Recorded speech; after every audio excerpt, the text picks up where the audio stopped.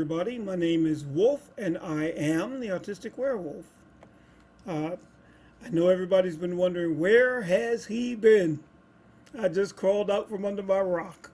Uh, and the reason why I did this is because I have something important I'd like to share with you.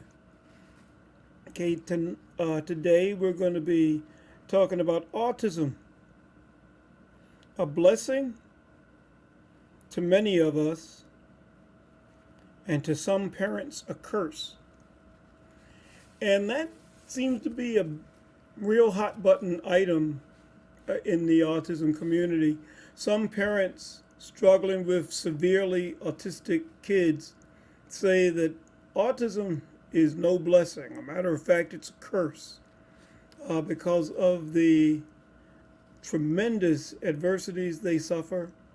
And a lot of people in the autism community have a tendency to label these parents ableists. And of course, there's a big to-do about it, and lots of people are rightly concerned about this. And if you were to ask me which group is right, are the parents right, or are the autistic people who are successful and enjoy being on the spectrum, are we right? And the truth, honestly, is we are both a little bit right and a little bit wrong.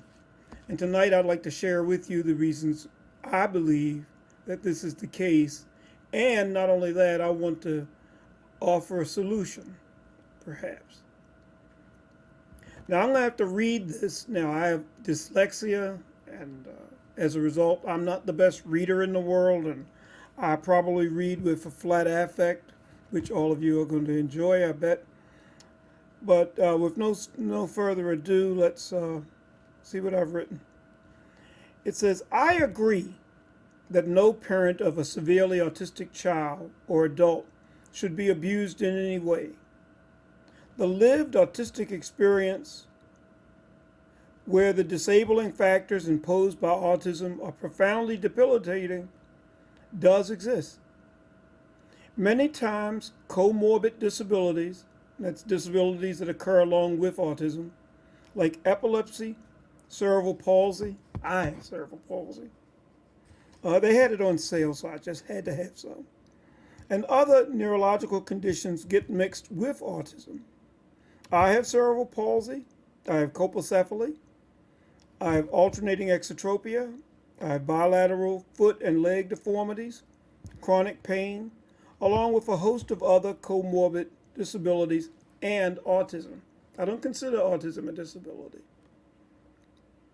When someone has autism, how do you know if the more severe issues are not rooted in another hidden disability? I think many times autism gets a bad rap because doctors stop looking for disabilities once autism is found. The only reason my cerebral palsy and colpocephaly were found is because I had foot, leg, and balance coordination problems that screamed cerebral palsy loud enough not to be missed. I think autism gets blamed often when it is the comorbid brain damaging conditions that might be causing most of the difficulty. In some cases, it is autism alone that causes a profound level of dysfunction in an autistic child, such that good, honest, caring parents are stretched past their breaking point. We as autistic people should not be told to check our privilege because we are successful with autism. That is too cruel a response and a counterproductive remedy. Autistic people must confront that in some cases, autism can be so debilitating, it alone causes parents grief as powerful as that experienced by the death of that child, or as if that child had died. Understand that parents of even higher functioning children on the autism spectrum experience the phases of death and dying referenced by Elizabeth Kubler-Ross. The 5 stages of dying are denial, which is number 1. 2 is anger. 3, bargaining. 4, depression. 5 is the final one, acceptance. I give Autism Insight lectures to university students, autism professionals, and parents of autistic kids. I tell them to understand that they are grieving for the loss of that neurotypical kid they expected. They expected that hopeful NT kid, that neurotypical kid, and that's gone with all its attendant neurotypical life hopes when autism is diagnosed or suspected. Loving NT parents, neurotypical parents of an autistic child are human first. They love their autistic child, but parents of autistic children aren't superhuman men or women. Parents are flesh and blood feeling fallible human beings, watching the full NT neurotypical life they wanted to give an autistic child go spinning down the drain. What autists need to understand is that NT parents of an autistic child are grieving, and until they reach acceptance, they will harbor and cling to ableist ideals. Some parents get caught up in the grief over the loss of neurotypical dreams for an autistic child and never progress. These parents are not evil. They need our support and understanding. Neurotypical parents upon the diagnosis of autism might be losing the following experiences. First words: hearing "I love you, Mom," or "I hear I love you, Dad." They miss the child with severe autism hitting all the neurotypical development milestones on time.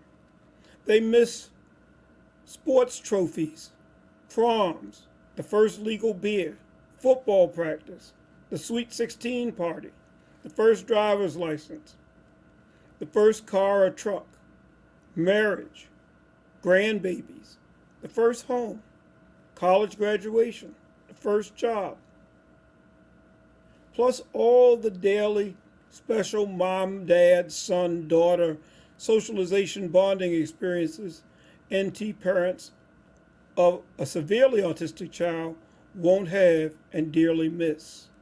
They miss these things 24/7, 365 days a year. The worry about who will take care of a profoundly autistic kid once the NT parents are too old, or what if they die early? The fear of an autistic child growing into a strong autistic adult who resorts to violence because they are unable to manage their autism effectively. These things are real. The fear their autistic kid could be arrested or killed because poorly trained police reacted with their guns instead of their minds. I know this is true because I've experienced it. Parents of autistic kids have all these issues and more to deal with. And I'm talking about severely autistic kids. I'll do all I can on the fight for neurodiversity acceptance. Problem is, I won't kick mud in the faces of grieving, heartbroken, neurotypical parents of severely autistic kids on my march towards a brighter future for people on the spectrum. We need to insist on mutual respect from the grieving parents of autistic kids, severely autistic kids, and we need to reach out and embrace them, knowing they will lash out in grief. And if you can't handle that, fine, say nothing then. Don't add to a grieving parent's pain by wrongly labeling them ableist. Before parents of a severely autistic child reaches acceptance, understand that they are fundamentally broken They may be blaming themselves for their severely autistic child's autism. They feel powerless to make the hurt and pain and suffering go away. And all parents want to do that for the children that they love. Do you know why grieving autistic parents hurt so much more and lash out seeing successful autistic beings like most of us? Think about it. This grieving parent comes to autism forums and sees thousands of people posting messages that are self-aware autistic beings, celebrating life via their beautiful artwork, their first driver's license, their first jobs, their first homes, time with significant others. They may even have children, which means grandbabies, promotions, and all these things they wanted for their severely autistic child that fate denied. They see us successful autistics living out our full, rich, beautiful, if different, autistic lives and realize they lost twice in the autism lottery. Not only does their child have severe autism, not only do they have the rare, profoundly severe version of autism that denies their autistic child the joys and achievements we so rightfully celebrate. So they missed out both times. The child has autism, and then they also got the most severe version. So that parent feels like they've been kicked twice hard.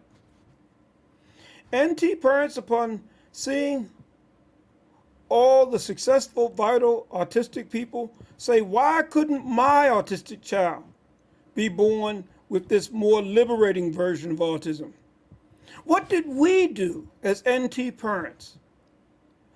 What did we do that was so wrong that our autistic kid did not get a break at all? Seeing successful, happy, better to well-adjusted autistic people hurts because NT parents love their severely autistic kids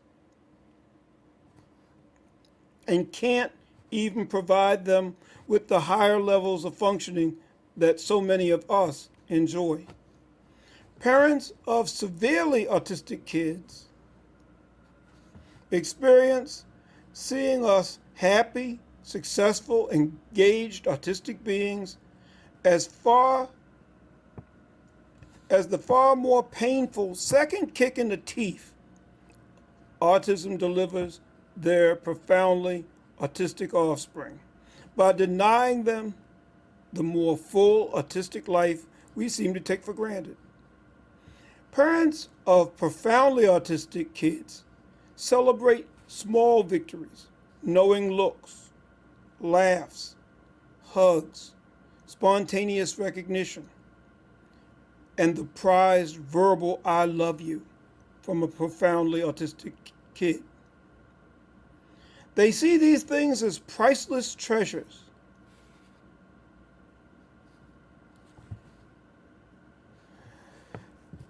Then dare any autistic parent give strong voice to their tremendous grief and pain because their autistic kid, their severely autistic kid, will never reach our levels of autistic success? We might label them ableist. That's the source of the hurt. These parents are not ableists. These parents are wounded warriors fighting the good fight.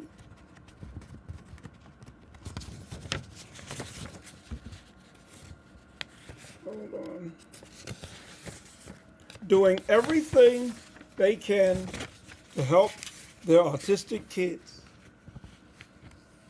Grieving, vulnerable parents of severely autistic kids come to us with chronically heavy hearts, sleepy, puffy eyes, and tear-stained cheeks, lashing out, yet dying for our love, support, and encouragement, Yet too many of us respond by labeling them ableists. Please, please, see the other, more profoundly dark side of autism with compassion and love. That's all I ask.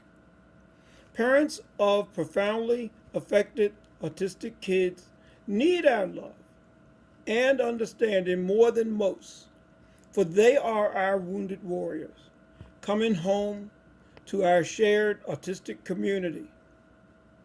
Let's please not give them the bum's welcome. Autistic people don't need to check their privilege. We as autistic people and in autistic culture, we just need to wake up to the pain and guilt parents of autistic kids, severely autistic kids, feel, and find it in our hearts to be understanding and supportive. That's what I believe. That's what I believe in my heart. I'm just a dull-witted autistic werewolf, so what the hell do I know? But if you were to ask me, that's my solution. I think we need to rise up and we need to explore the better angels of our natures and reach out to these parents. And they're going to lash out and they're going to be upset and they are grieving. Understand that. Well, hope you all enjoyed this. I just felt I needed to say it. Thank you very much, everybody. I hope to put up new video content soon. I'm still moving into this house. It's still a wreck. But soon I'll be retired. And hopefully I can do a video every day. I've got some new things I want to share with you. Most of it's not going to be as serious and horrible as this may have been. But I look forward to it. Thank you so much. Everybody have a great day.